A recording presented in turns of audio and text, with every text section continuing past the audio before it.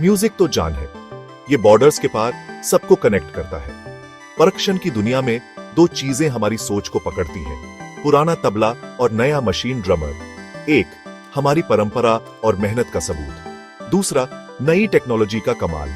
सोचो, तबले की गूंज जो सदियों से इंडियन म्यूजिक में है, उंगलियों का कमाल जो चमड़े पर ताल और रिदम बनाता है। यह है तबले का जादू जो उस्ताद के हाथों में गाता है। अब सोचो मशीन ड्रमर की धड़कन जो परफेक्ट टाइम में बजता है।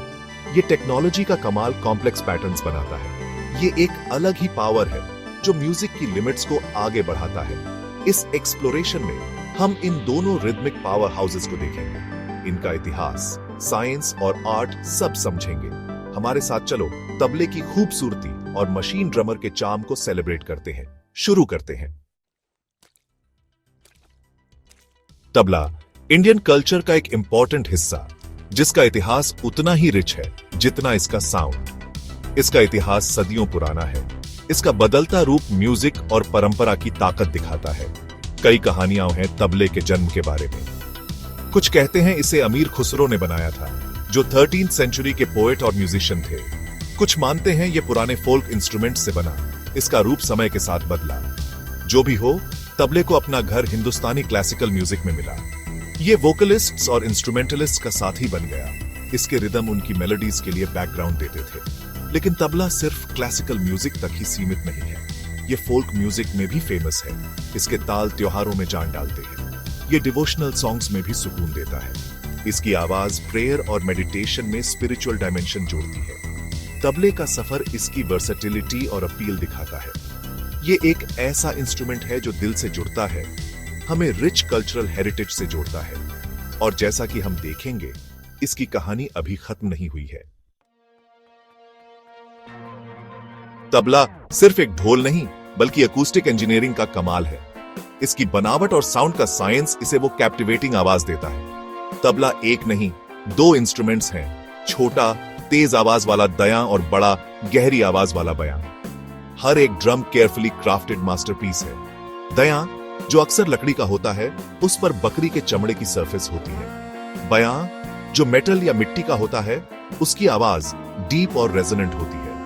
तबले की खास आवाज का राज है स्याही, लोहे का बुरादा, चावल का पेस्ट और दूसरी चीजों से बना एक काला पेस्ट।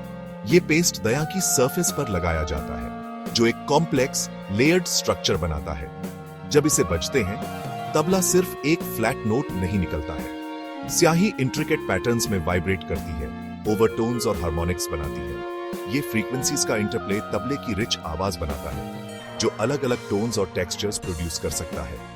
तबले की बनावट इसके क्रिएटर्स की इंजेन्युइटी दिखाती है, आर्ट और साइंस का परफेक्ट बैलेंस। यही इंट्रिकेट डिजाइन तबले को ह्यूमन एक्सप्रेशन का जरिया बनाता है। तबला सीखना सिर्फ सीखना नहीं है, ये डेडिकेशन, डिसिप्लिन और इंस्ट्रूमेंट के साथ डीप कनेक्शन का लाइफ लॉन्ग जर्नी है। ये परंपरा का रास्ता है जो जनरेशन से मास्टर्स और उनके स्टूडेंट्स के थ्रू चलता आया है। गुरु शिष्य परंपरा तबला एजुकेशन का बेस है। नए स्टूडेंट्स फेमस गुरुओं को ढूंढते हैं, जिन्होंने अपनी जिंदगी तबले के सीक्रेट्स को समझने में लगा दी है।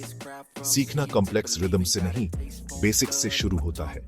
स्टूडेंट्स सालों बेसिक स्ट्रोक्स परफेक्ट करते हैं, अपने हाथों को प्रिसिजन और ग्रेस से चलाना सीखते हैं। वो बोल सीखते हैं जो स्पेसिफिक स्ट्रोक्स के लिए होते हैं।